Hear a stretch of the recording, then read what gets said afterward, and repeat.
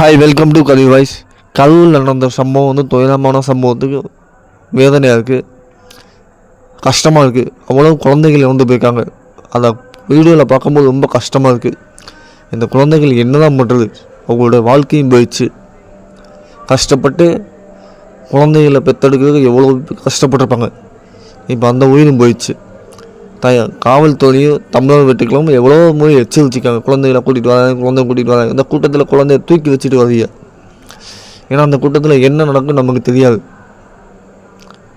உண்மையிலே இந்த ஒரு சம்பவத்துக்கு நீங்களும் ஒரு காரணம் தான்.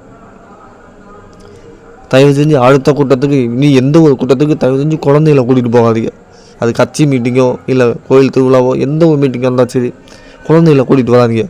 திடீர்னு ஒரு ஆள் ஓடும்போது கூட்ட நெரிசல் ஆச்சுன்னா தப்பிக்கிறது கஷ்டம். ஒரு ஆள் பதவி ஒரு நாள் விட ஒட்டுமொத்த கூட்டமும் போயிடும். அதனால் தொடர்ந்து எச்சரிக்கையாகுங்க. உயிரிழந்த குடும்பத்துக்கு ஆழ்ந்த